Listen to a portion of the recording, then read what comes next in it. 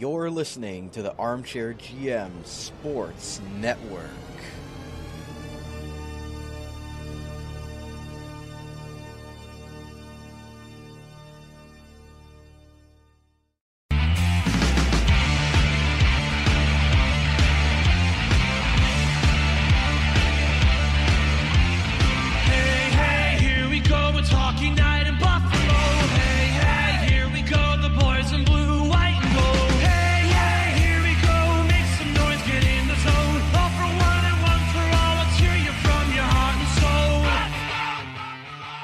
You're listening to the Niagara Hockey Lowdown Sabres Edition, your source for all news, press conference reactions, analysis, and objective discussions regarding the NHL's Buffalo Sabres from right here in the Niagara region. Here are your hosts, Brandon Caputo and Austin Broad.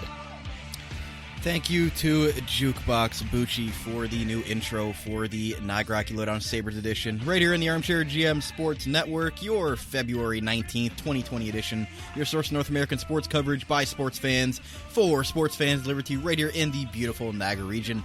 Find us on social media for updates, giveaways, and sponsorship promo codes by following the podcast on Twitter at AGM Sabres Pod, this podcast. As well, you can follow our main platform, which is Armchair GM Pod on Twitter. As well, you can follow us on Instagram and Facebook by searching the Armchair GM Sports Network. You can listen to us on many platforms, including Spreaker, Spreaker.com, as well Spotify, YouTube, Apple Podcasts, Google Podcasts, iHeartRadio, CastBox, and Deezer by searching the Armchair GM Sports Network, of course. And lastly, our beautiful user-friendly website, armchairgmsports.com, for all things regarding our network, including articles, podcast episodes, sponsors, and contributors. Everything's on there for you guys. Please go and check that out, and please give us a subscribe and a like on whatever platform you're listening to us right now. As always, I'm one of your hosts of the Sabres Edition, Cappy. You can follow me on Twitter at Caputs13 with the Canadian Z. And I'm always very pleased to be joined on the Sabres portion of the network by my friend. He is a contributing writer for the ChargingBuffalo.net. He is Austin Broad. You can follow him on Twitter at AustinBroad_TCB. And Austin, got some fun news for you as well. Another thing being added to your resume here, and I know it's for a team that the Sabres fans will not like, but go ahead and talk about your new position with a certain prospects site. Yeah, so as of this week, I joined Dauber's Prospects, DauberProspects.com, and I am officially covering the Carolina Hurricanes and all their prospects. So it's fun, it's interesting. I like it because it's hockey and it's something that I have no bias towards or no emotional attachment to, so it's a lot easier and a lot more interesting to cover a team like that, because let's face it, with the Sabres, all they do is hurt. With the Hurricanes prospects and stuff, I can look at it, I can see how they're doing, and if they're doing well, good for them, and if they're not doing well, it has no personal effect on me because I am just covering the team as an unbiased guy. So it's interesting. I'm really excited to get going. I already have a profile up on DauberProspects.com. If you want to check out the Carolina Hurricanes page, you'll see some of my work, and I'm looking forward to it. Yeah, and you can always tell them in the articles, never forget, 06 was our year if we didn't have all our defensemen get hurt. But with that said, as I botched in the intro, at AGM Sabres Pod is where to follow us on the Sabres Show. We try to put a poll up before this show every week, and Austin was able to put one up last night while I was at work, so I appreciate that. Got a good response from that. We'll be talking about that as well. Obviously, we got to talk about the Sabres coming off the COVID list. Almost everybody is off of it now. Ristolainen has some interesting news on his symptoms, what he went through during that time. We've got to talk about the games against the Islanders and the Capitals, which will probably jumble up into a ball and then throw it away because it was awful to watch. So we're going to get through that. And then we're also going to get into the latest from Elliot Friedman and an apparent big trade coming from the Sabres, which involves one of their core pieces, and it would be very interesting to see where the Sabres go from there. So with that said, though, Austin, let's open up the show today, and the opening segment today is brought to you by Carmine's Pizzeria Italiano, home of the best pizza wing combos in Niagara Falls. 4 years running from Niagara this week. Carmine's Pizzeria Italiano, way too good. So speaking of way too good, Austin, I gotta say, Jack Quinn's debut for Roch last night definitely was impressive. Oh, absolutely. It was just one thing where I don't subscribe to AHL TV just because right now moving and stuff, the expense just what didn't make sense for me. But I was able to catch a lot of the highlights. He was a pretty polarizing prospect when the Sabres drafted him because we all thought we were going to go somewhere else with the Ottawa 67s, but they drafted Jack Quinn. He made the World Junior team when not a lot of people expected him to. He was pretty impressive in the two Sabres scrimmages, and given the OHL's murky future, I guess, right now for this year, he's been able to play in Rochester, and he was able to make his debut last night, recording a pretty nice secondary assist on the power play and scoring just an absolutely beautiful shootout goal. JS Day scored the third shootout goal for the Amherst, but they ended up winning that shootout 3-1, so Quinn got credit for the shootout winner.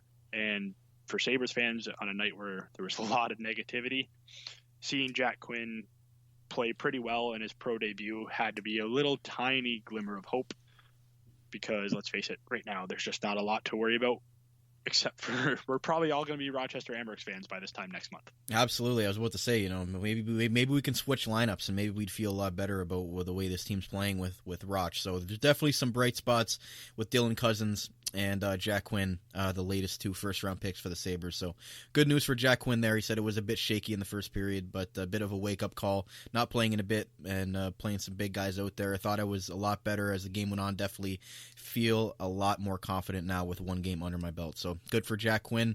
We'll have to see how he progresses through the season in his first year as a pro. And if the OHL comes back, Austin, do you think there's any way that he goes back to the Ottawa 67s? Well, unless something else comes out, to my understanding, it's either he's a Buffalo Sabre or he's on the Ottawa 67. So if I was a betting man, I would bet he goes back down to Ottawa.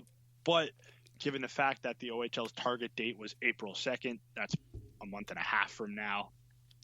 Who knows where the Sabres are in a couple weeks? Maybe they just decide to let Quinn have... Again, they can play him, I think, six games this season in Buffalo without burning a year of his ELC. So if things keep going the way that they're going in Buffalo right now, they might... Anything and everything should be on the table, but there's no harm in giving him a couple games in Buffalo to see how he looks.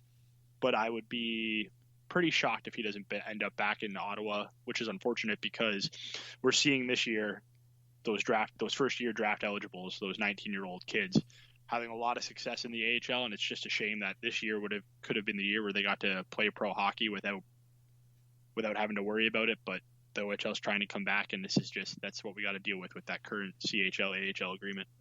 And who knows? The Sabres could be blown up in 3 weeks, and maybe we'll see Jack Quinn in the top six forward role, which obviously would not be ideal. But I'm just throwing darts here. But we'll have to see with that trade that we'll talk about later. But good for Jack Quinn, good start, and we'll see how he progresses.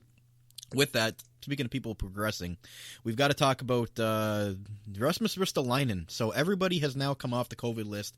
As of yesterday, Dylan Cousins, Curtis Lazar, Casey Middlestat were the last ones.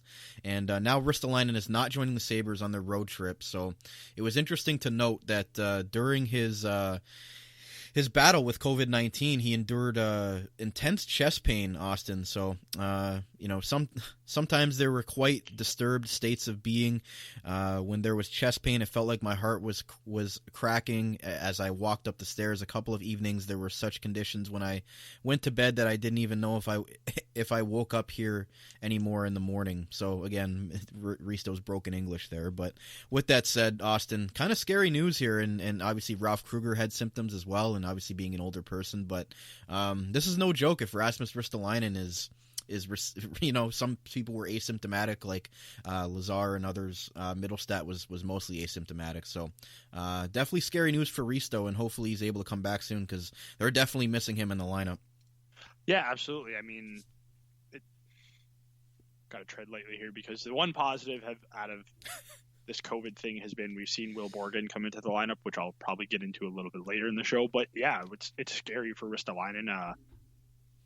He's one thing you can say about Ristolainen is that dude was in peak physical condition. This dude worked out and trained harder than probably anyone that I know on the Sabres, just based off how he documents it, because he's been pretty, posting on Instagram whenever he works out in the off season. He's pretty open with how he trains, and he's pretty in peak physical condition. So if this disease was able to take him down, it just goes to show you really don't know what you're going to get.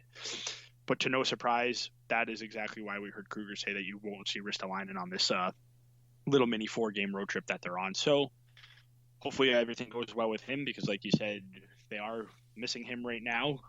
So, but like I said, we got to see Will Borgen. Maybe, just maybe, it was a blessing in disguise where we can find a way once Risto's back to keep him and Borgen in the lineup. Like I said, I'll get into that later, but that is thoughts and prayers with Risto. He should recover nicely based off everything we've heard, but he's going to at least be out for the next 4.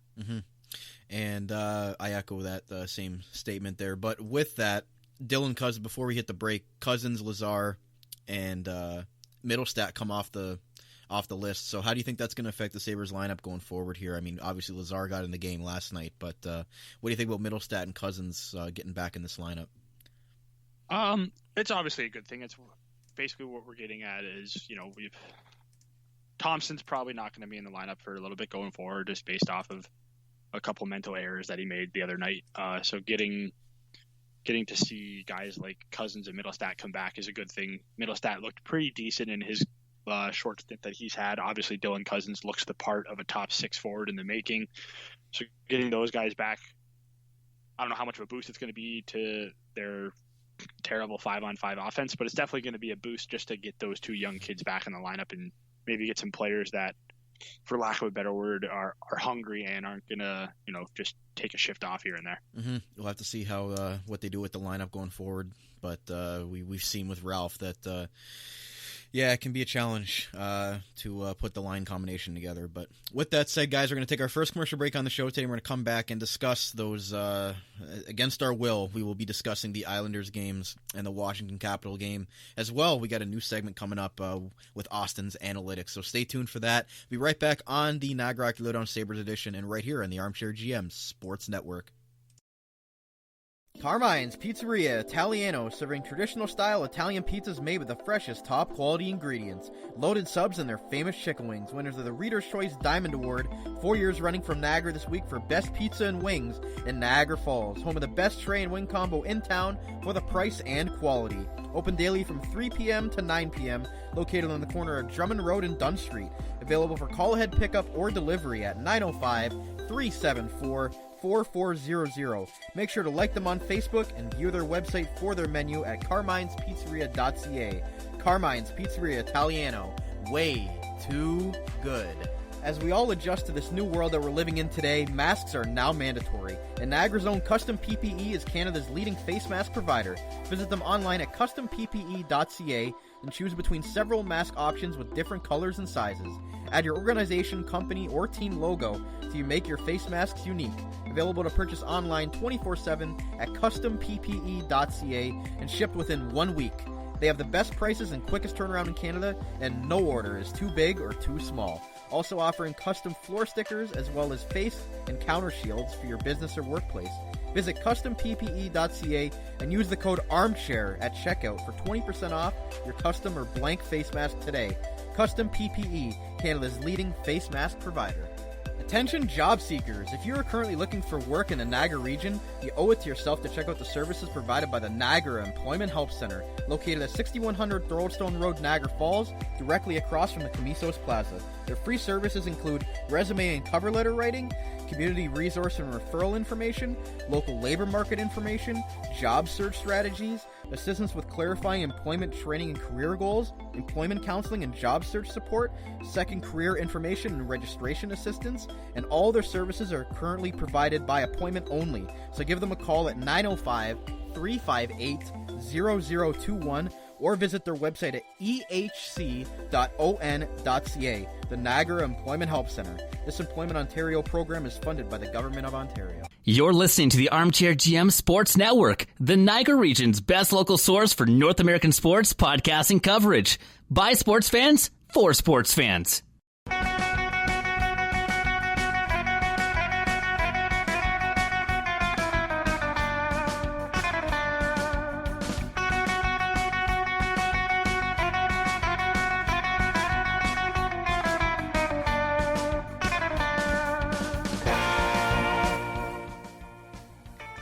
All right, guys, welcome back to segment 2 of today's Niagara Lowdown Sabres edition right here in the Armchair GM Sports Network. Cappy and Austin Broad back with you here. And this segment today is brought to you by the Spicy Olive Bar and Grill, serving authentic and unique Italian-style food right here in Niagara Falls.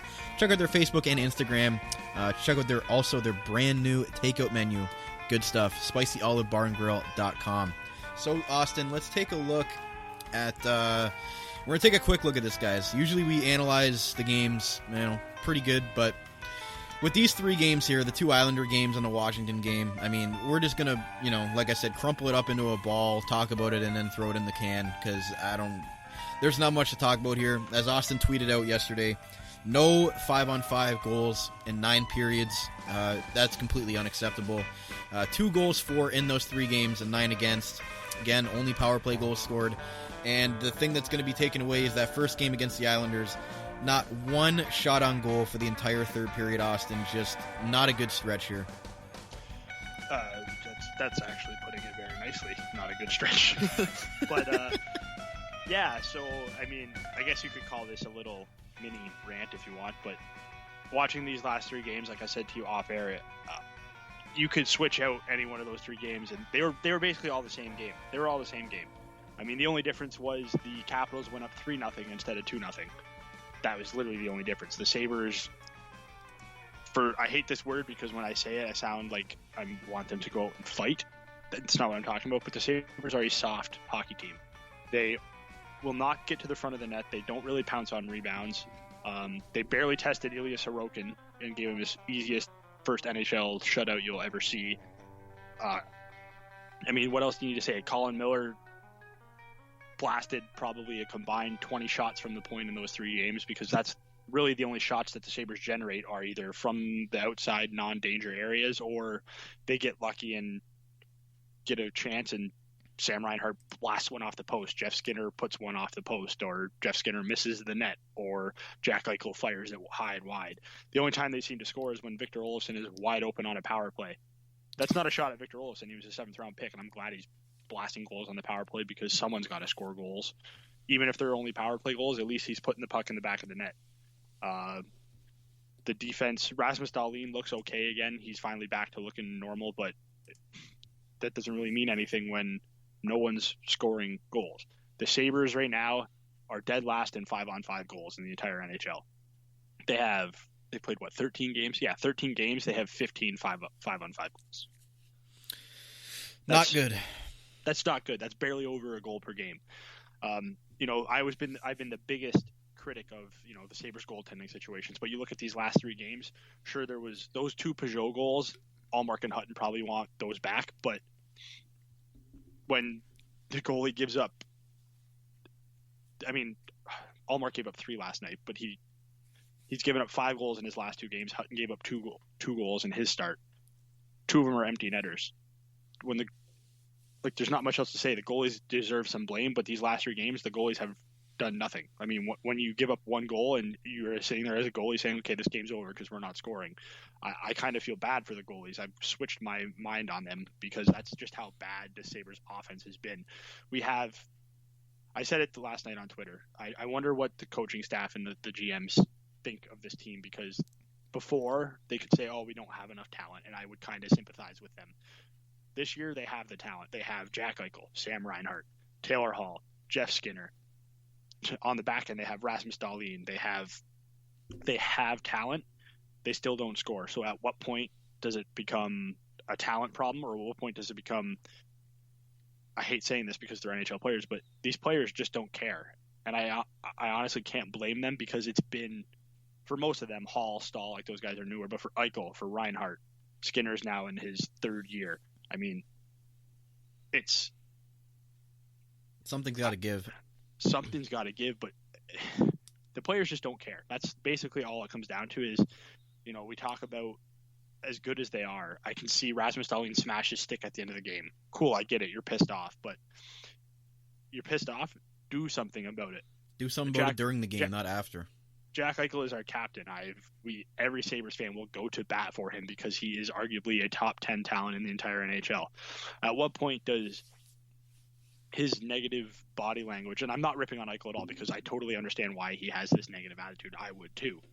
But at what point for the GM do you say, okay, enough's enough? As good as these players are, this is a toxic environment that I need to change, because until I get rid of this toxicity, nothing is going to change. We've had Kevin Adams, Jason Botterill, Tim Murray as GMs. We've had Housley, Bilesma, Kruger.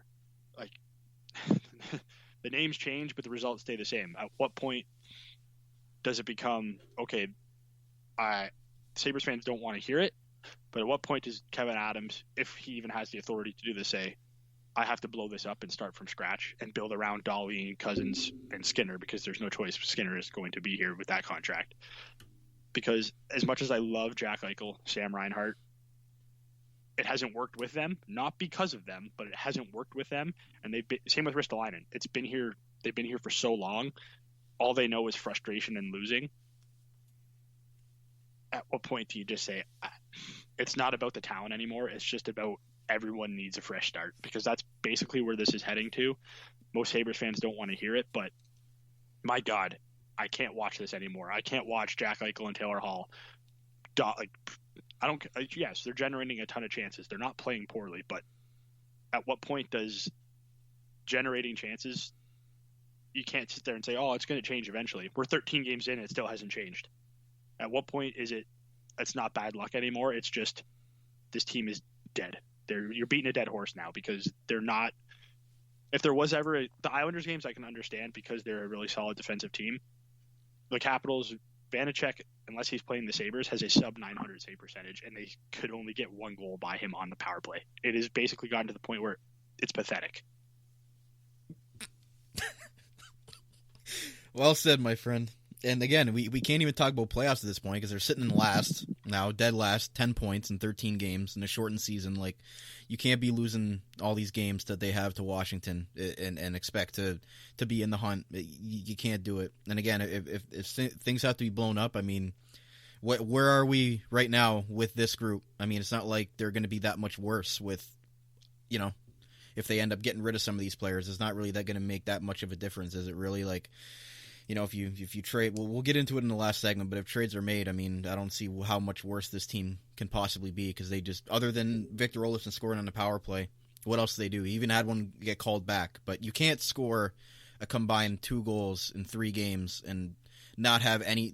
You saw it a few years ago with Dan Bylsma, like you mentioned, where the Sabres had the top power play in the league, and they still stunk.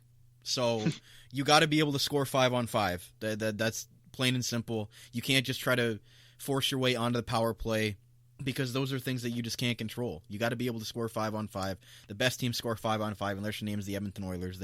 They score 5-on-5, but they score a lot of power play goals as well. But they are able to get it done 5-on-5 as much as their depth scoring doesn't get it done. Their top players get it done 5-on-5, and that's enough for them, which the Sabres aren't getting at all. So unless their 5-on-5 scoring starts to magically, appear again, they're not going to win games scoring 1 power play goal. And again, like you mentioned, can't blame the goalies. 2 of them were empty netters. Like the defensive, the Sabres aren't giving up too much. They don't give up that. They don't give up a lot at all. Like, their defense is actually good. That's the sad part. Like, we talk about like how they miss Ristolainen. They do miss Ristolainen, but they've had players step in and be pretty good. Like, again, depending on what your opinion is on analytics, I mean, the Sabres expected goals against, which is just a metric of how good you are defensively, is 20.2 for the entire at 5-on-5 is 20.2 for the entire season. They've given up 27 5-on-5 goals. So their defense itself is good. Their goaltenders have struggled. I totally get that. You have generated only 21 expected goals for. You've only scored 15. So that just, again, is a metric that shows you how good their offense is. At 5-on-5, their expected goals is still 3rd worst in the league. Their offense is putrid at 5-on-5. And I hate to, again, it sounds bad. It's not a talent problem. The Sabres have talent. We'll talk about it later when we talk about the Jack Eichel rumors, where people are like, maybe they should get good players to play with Jack Eichel. I'm sorry, they have Taylor Hall, Jeff Skinner, Sam Reinhart, Eric Stahl, Dylan Cousins, Victor Olofsson. They have good players. Talent isn't the problem anymore. Like you said, I don't know how much worse it can get. Talent-wise, it can get a lot worse, but effort-wise, it can get a hell of a lot better, because again, not ripping on these players, but they've been here for so long and it's been so pathetic. Yeah, it's probably hard to be motivated. People have made fun of O'Reilly or ripped on him for saying he lost his love for the game. I get it. But when you've lost your love for the game and you're not trying, I don't care how talented you are. You shouldn't be here. And it's not because of anything, like, I'm not saying they shouldn't be here because they suck. No, they shouldn't be here because they're miserable. The team is not performing well. It is a lose-lose situation. As Paul Hamilton said it best on the Sabres intermission report, and I can't believe he actually was allowed to go off like this, considering it's the Sabres, flagship station, but basically said 7-year-olds know how to go to the net and stop at the net and not swing around the net, skating around and not missing out on open rebounds and, doing a bunch of stuff that, like you mentioned, 7-year-olds are taught to do. So he was pretty upset, and I think that's basically the sentiment, that they just look like they aren't giving an effort, which is unfortunate with a guy like Ralph Kruger, who you'd think would get the most out of players as a motivator. But it's unfortunate to see. We'll see what happens in the next couple of games here. I mean, they got New Jersey again, and then the Islanders, Devils, and then coming up at the beginning of the month, they got 3 games in a row at Nassau Coliseum against the Islanders. So I guess that would really be the final nail in the coffin there if they were to lose those games. So we'll have to see how that goes the last couple of games. New Jersey, a Saturday afternoon game, I would expect them to come out with a better effort. But again, effort and this team don't seem to go hand in hand every single game. So unfortunately, we'll have to see about that. But with that said, let's quickly get on to our newest segment on the show, and that is Austin's Analytics.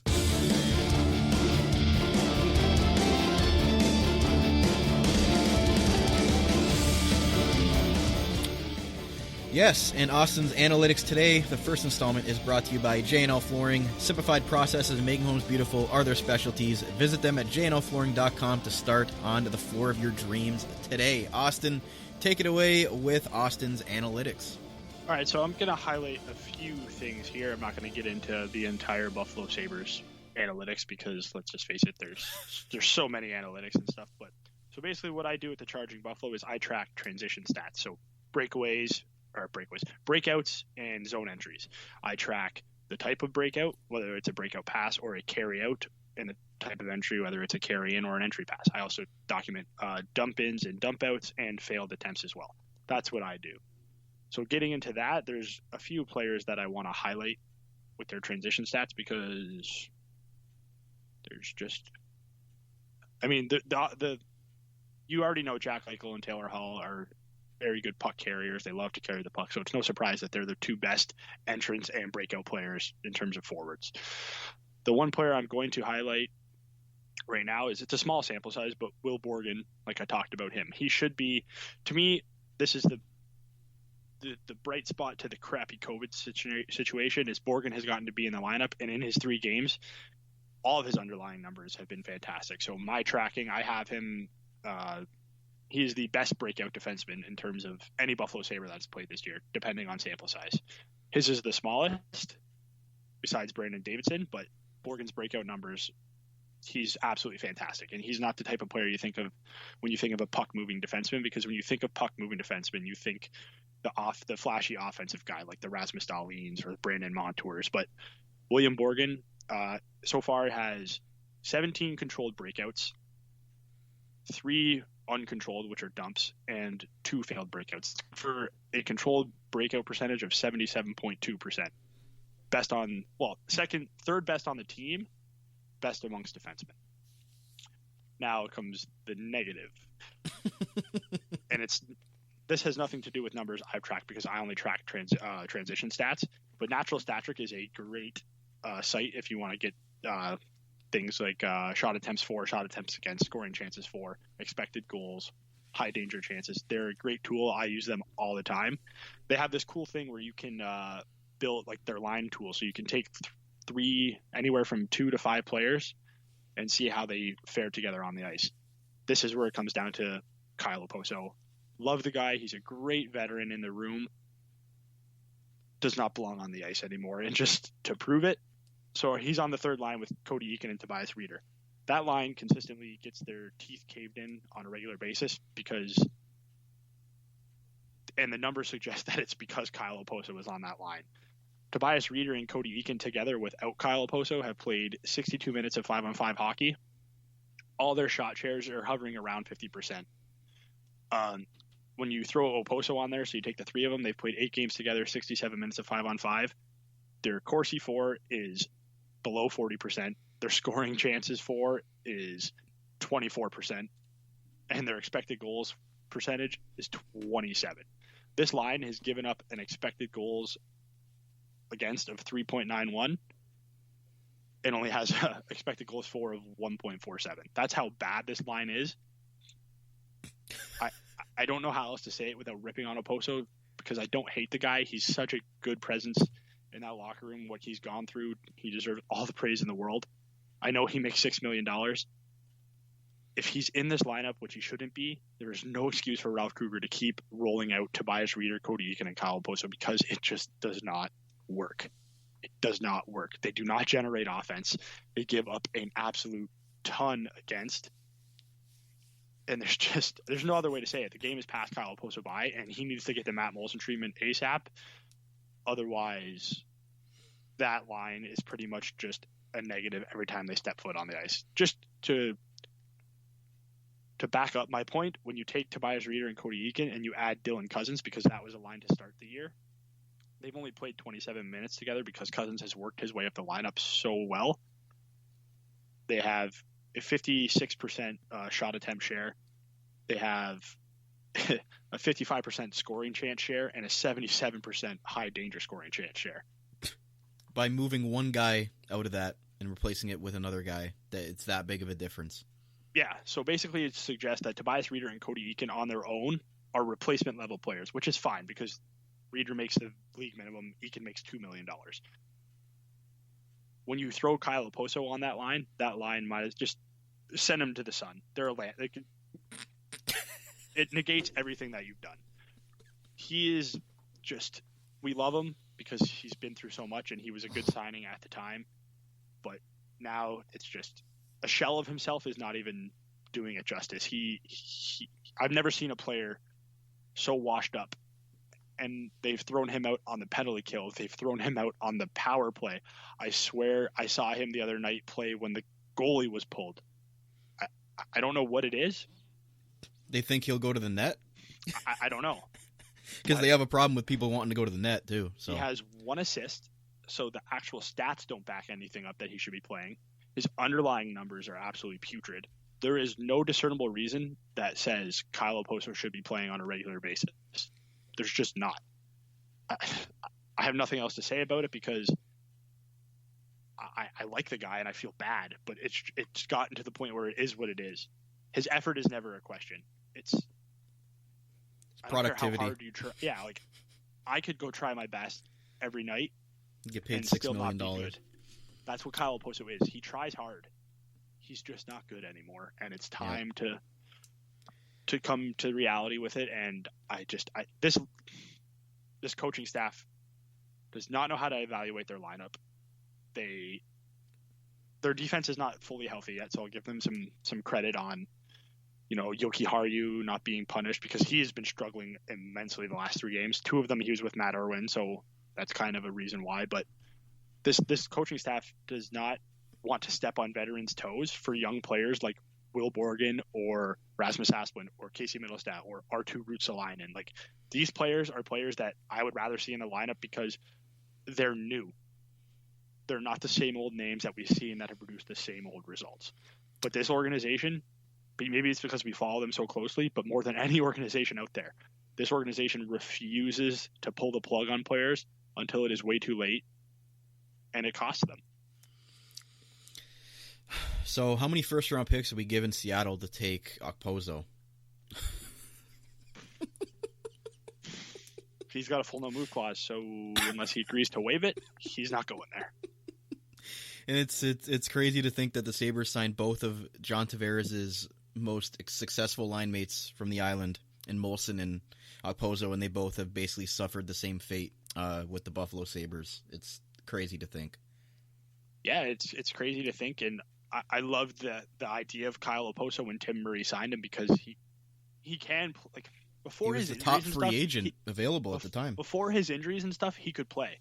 what he went through would ruin a player. I totally get it. Yeah. He almost didn't come back. Like that Yeah. whole hospitalization thing, like that, he Exactly. almost lost his life. Like it was horrible. It's horrible. But yeah, he just obviously hasn't been the same. Now he can't play anymore, and this. I hope they do. I hope they find a way to step on some veteran toes, because that's what they need to do. There's young kids in this organization that can't give you any worse results. They might not give you necessarily better results, but they can't give you any worse results. And let's face it, I mean, I love Zemgus Girgensons, but if he doesn't get hurt, I don't think Riley Sheehan's in this lineup. And I hate to say it, but the last 3 games, Riley Sheehan's been one of their decent, better forwards. Mm-hmm. And that's not good, because it's Riley Sheehan, a PTO guy. It is what it is. But all the underlying numbers for the first 10 games actually benefited the Sabres. They're all starting to go downhill. Everything's going downhill for the Sabres, and when we get into it in the next segment, that's why we're forced to talk about trading guys like Jack Eichel, which it almost might be time.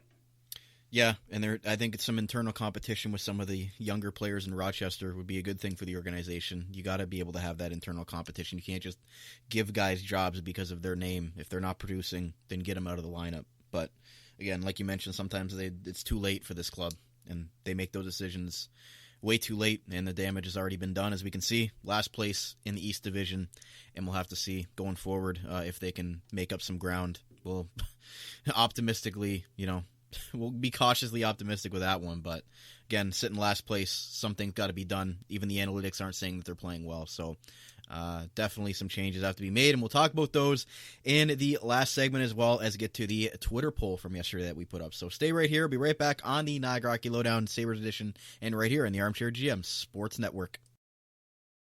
J&L Flooring is a Niagara-based specialty flooring and design company. They take great pride in providing elite customer service and support. They are a specialty flooring and decor boutique shop with a beautiful showroom, great pricing, and a wide variety and truly unique selection of products. All their products are environmentally friendly and responsibly produced, so you can feel great about your flooring choices.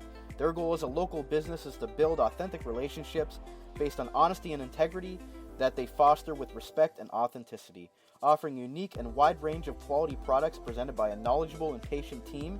They connect with their customers to simplify the process to make their life easier and to make their homes beautiful.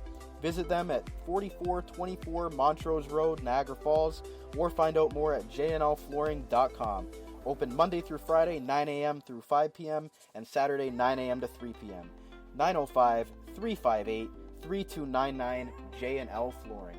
The Spicy Olive Bar and Grill is located on the top of Clifton Hill and just a 5-minute walk from the majestic Niagara Falls. It is conveniently nestled in the heart of the tourist district. A family-owned and operated business, the Spicy Olive opened its doors in May of 2003 and has since been established as an authentic and unique Italian restaurant and bar. Its rustic ambiance and time-worn finishing provide a warm and inviting dining experience. Offering an array of delicious dishes, they specialize in authentic Italian cuisine, homemade sauces, fresh ingredients, and consistently providing a strong foundation on which they build their menu. As night falls, the Spicy Olive shifts to a lively lounge where drinks and live music come together to make a perfect evening. For more than 15 years, they have provided not only for their dedicated locals, but their customers from all over the world with authentic Italian food and great live entertainment. Open daily 5 p.m. to 10 p.m. for dinner and till 2 a.m. for drinks. Check out their new menu and book reservations on their website at Spicy Olive Bar and Grill, it's with an E at the end, .com, or call 905-371-2323 for reservations as well. The Spicy Olive Bar and Grill. You're listening to the Armchair GM Sports Network, the Niagara region's best local source for North American sports podcasting coverage. By sports fans, for sports fans.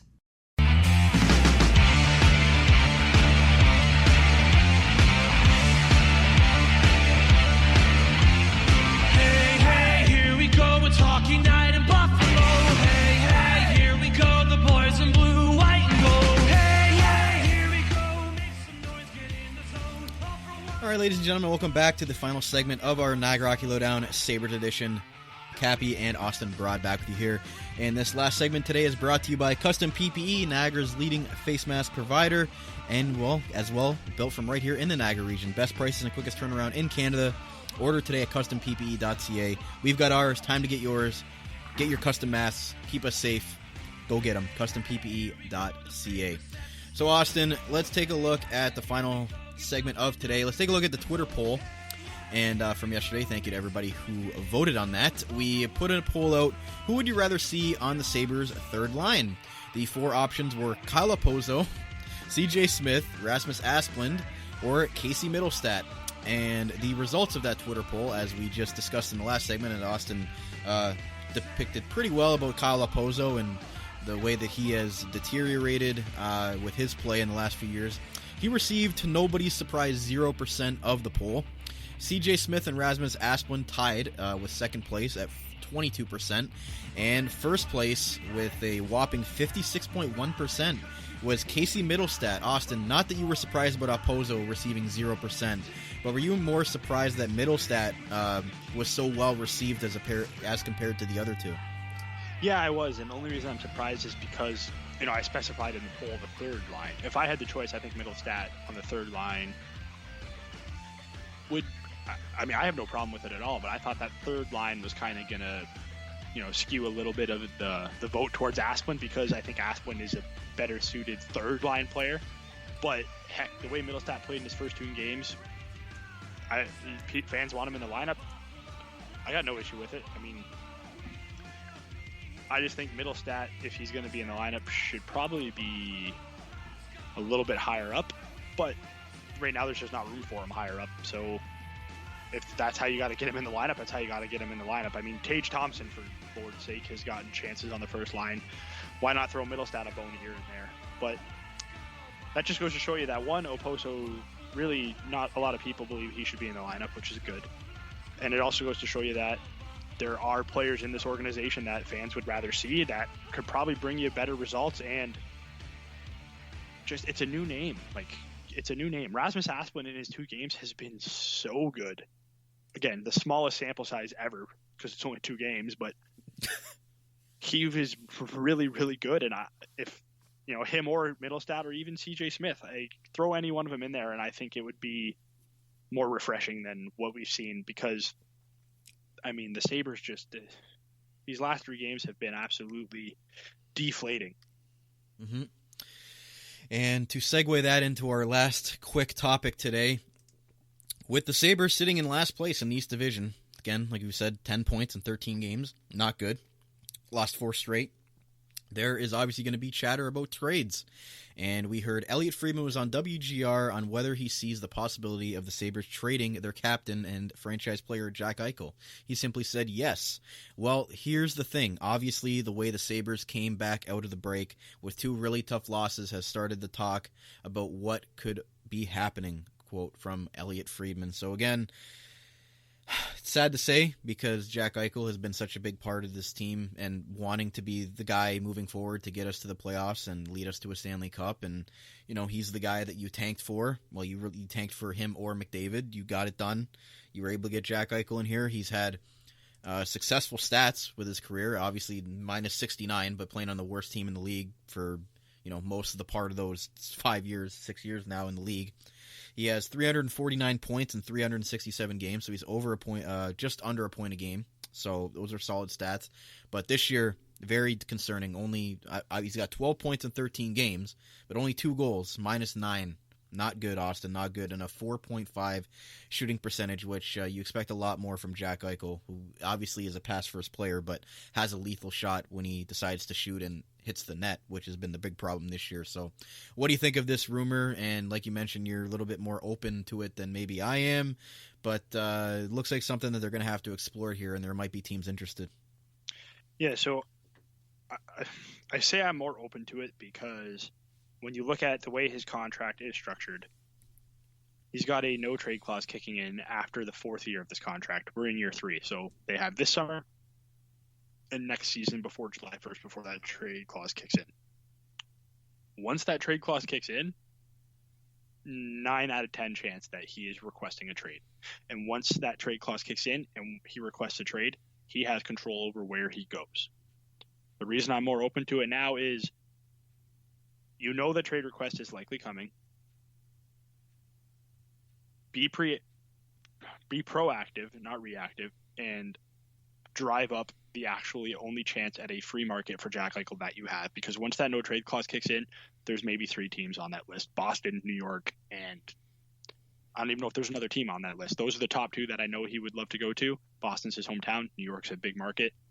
Boston's your in-division rival. New York's your in-conference rival who you play a lot. I don't like, one, anything that those teams have to offer in terms of a package for Jack Eichel. 2, I don't like the idea of playing Jack Eichel 5 times a year after you trade him. I think you're trading him at a conference too, because obviously you'd be asking the team in conference for a lot more than you would if you're trading him to the Western Conference, which, that might be too much to ask from that team in the East. So for me, as we discussed in the pre-show, LA looks like a team that could possibly make a move like that, Austin, with the deepest prospect pool in the NHL, and kind of finally starting to get rid of some of these bad contracts are starting to come off the books here from their dynasty years of multiple Stanley Cups, and that could be in a attractive spot for Jack Eichel going out west to play in LA. Nice weather out there. But what do you think the type of return would be if Jack Eichel would go to the Los Angeles Kings? Would you expect them to be taking somebody back with salary? And then obviously what kind of great assets would we be getting from them as far as their deep prospect pool goes? So here's the thing, and this is also part of the reason why I'm open, a little bit open to it. It's a big if, but if done properly, the return you could get for Jack Eichel would be monumentally huge in setting yourself up for a quote-unquote new rebuild, if done properly. We know that the O'Reilly trade wasn't done properly. We know that it is hard to win a trade involving a player like Jack Eichel. But if done properly, you can get a big return and potentially set yourself up for a better situation than what you have, because let's face it, the situation cannot get any worse. When you look at LA, they have one of the best prospect pools, if not the best prospect pool in the entire NHL. The conversation starts with me for Quinton Byfield. Don't know if LA is even open to that, but to me, that's at least where it starts. He would have to be a centerpiece. If he's not a centerpiece, they do have other great young players like Gabe Vilardi, Arthur Kaliev, Akil Thomas. On defense, they have Tobias Bjornfot. Roster-wise, they don't really have a lot. So if you're looking for an impact roster player, LA is probably not the route you're going. But if you're looking for quote-unquote futures, because I don't think guys like Akil Thomas, Quinton Byfield, and Gabe Vilardi's on the team right now, Kaliev, I don't think they're extremely far off. Granted, you'd have to get multiple pieces and multiple first-round picks for him. LA has all their first-round picks for the next 3 years. They have all their draft picks except for a 7th-round pick this year, plus a pick in the 2nd round this year from St. Louis, from a 3rd-rounder from Toronto, and a 4th-rounder from Calgary. They have the assets to make this work. If you can somehow finagle a Quinton Byfield out of there, even Alex Turcotte, I mean, I've kind of grown a little bit sour on him compared to what I was in his draft year, but they have the young pieces to make it work.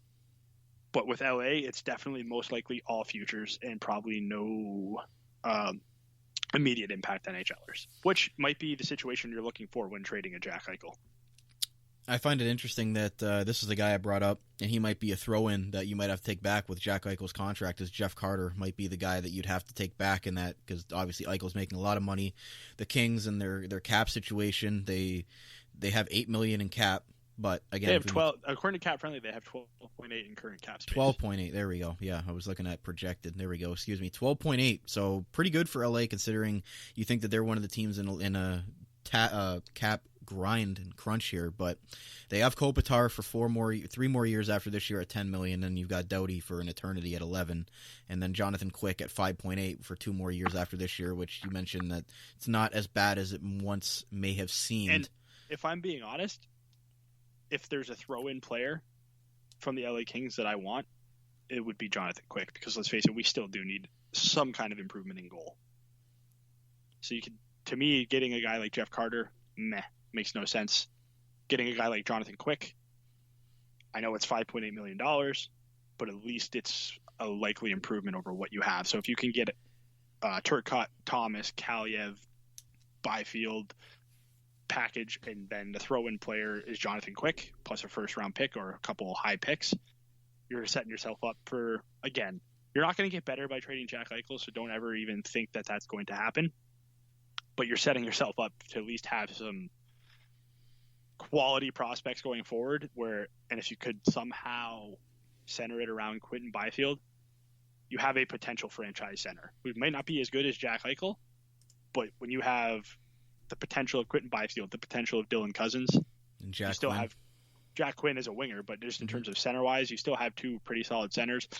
And let's get crazy. If you're trading Jack Eichel, you're probably extremely open to trading Taylor Hall, trading Eric Stahl, and trading Sam Reinhart. So you can get a lot of assets back. Get crazy, and let's turn this roster over about 80% going into next year, and there'll at least be some newfound, I wouldn't even call it optimism. Life within this team. A new life in Buffalo, which if things continue the way that they're going, Jack Eichel will be gone this summer. Sam Reinhart will be gone this summer. Taylor Hall will be gone this summer, and Eric Stahl will probably just retire. So this team is going to be different next year. You might as well maximize your return and make it as good as possible going into next year. But if you're going to do that, like you mentioned, you have to hit on this. This has been 10 years in the making now, and this group was the group you thought you were going to get out of this playoff drought with. If you're making these trades, you better be getting a lot of top-end assets. That's why I'm centering my LA package on Quinton Byfield, because the second best player in this draft, probably, depending on your feelings on Stützle. But arguments that Byfield was the best player available in this draft. You get Byfield and a guy like Akil Thomas or Arthur Kaliev, plus Jonathan Quick and a couple high picks. And the beautiful thing is you don't have to trade Jack Eichel this summer. So if the offers aren't there this summer, push it off again. Continue to drive up that price until that no trade clause kicks in. We can have 31, because Seattle will be involved. We can have 31 teams competing against each other. Give me the best package. Mm-hmm. And obviously, he's a desirable player. Obviously, may go whatever team he goes to is obviously going to be a contender. I saw Vancouver fans say, "I'll trade Elias Pettersson and Quinn Hughes for Jack Eichel." Like, that's how valuable other fan bases think this guy is. I mean, there's a few fan bases who might be salty about him, but there is 31 other fan bases that would want this kid on their team. Mm-hmm. And you only have the power for another year and a half. So if this divorce is coming, like we all kind of think it is now, Adams, you better be proactive. And you want to put a stamp on your team, hitting a Jack Eichel trade out of the park is a pretty darn good way to put your stamp on this team. Mm-hmm. I think we're going to put up a Twitter poll for next week. Which throw-in player do you want from LA more, Jeff Carter or Jonathan Quick? Because I feel like we're on opposite ends of the spectrum with that one. To me, adding Jeff Carter just doesn't make any sense. I mean, it doesn't. If you're trading Jack Eichel, I'll have my veterans as like Curtis Lazar and Zemgus Girgensons.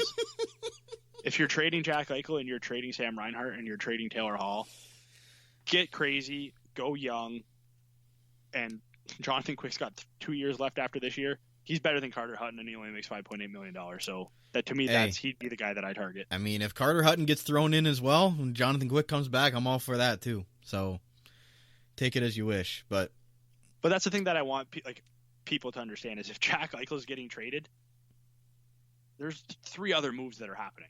Yeah, they're not just trading him. Taylor Hall might re-sign here if Jack Eichel is gone. I don't know if he likes Ralph Kruger that much, maybe. But if you trade Jack... Is Ralph even going to be here? Yeah, unfortunately, yes. But if you're trading Jack Eichel, you're trading Sam Reinhart. You can trade Taylor Hall, and you can definitely trade Eric Stahl at the trade deadline and get anything for him. The Sabres need assets because they don't have them. They have 3 decent chips to go get some assets. Yeah, I'm not saying it's a good route, but Sabres fans need to start embracing the idea of another rebuild because the tank worked perfectly. The rebuild sucked. Maybe, just maybe, Kevin Adams is the guy to rebuild the team properly. I have no idea, but again, if you it's want to to be start hard. a rebuild, you have the pieces to jumpstart that, and I don't think we'll ever see a player as good as Jack Eichel on the trade market with this much term left on his contract. He's the equivalent of Deshaun Watson in the NFL right now. Yep. A top quarterback in his prime, top center in his prime, on the move. It's unfortunate because it's been 10 years now. This fan base has waited for playoffs, and now we're about to go through it again if that is the case. And it might be the cynic in me, but I love Jack Eichel as good as he's been. It just hasn't worked for 6 years. The sourness, it's become very sour lately. And again, you can tell by his body, like his facial expression, and it's no blame towards Jack Eichel. Like, that's what I'm trying to stress is I don't want Jack Eichel out because I think he's a negative sourpuss who deserves to be traded. It's completely the opposite. Him being negative does no good for your team, and the team sucking does no good for him. Divorce while you can, salvage it, whatever you can get out of it, and hit this trade out of the park. And you're worse definitely in the next year or so, but you could set yourself up really nicely instead of having, because again, we're not trading Rasmus Dahlin. We still have that potential franchise defenseman. We still have Will Borgen looks very good. Dylan Cousins looks very good. There's a lot of teams in the NHL that don't necessarily have that superstar that are good teams. Mm-hmm.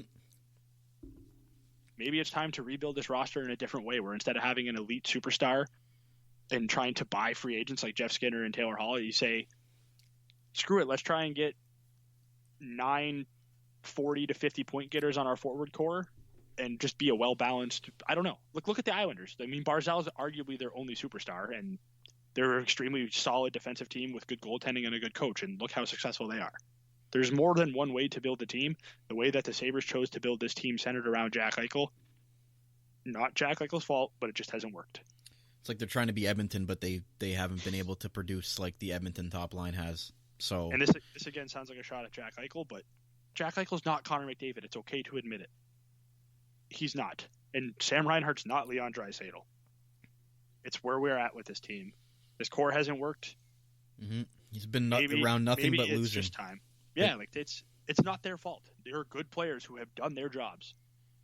When you have a losing culture for 10 years, it's hard to get out of that. But we could talk about this for hours upon hours, and we probably will in the next show as well. We'll probably have more teams to talk about that, that are potential trade partners for the Sabres, but they have a lot of options here. So if they want to get this right, it is a possibility. As unfortunate as it would be, it's kind of come into reality to a lot of fans here that this just is not working up and down.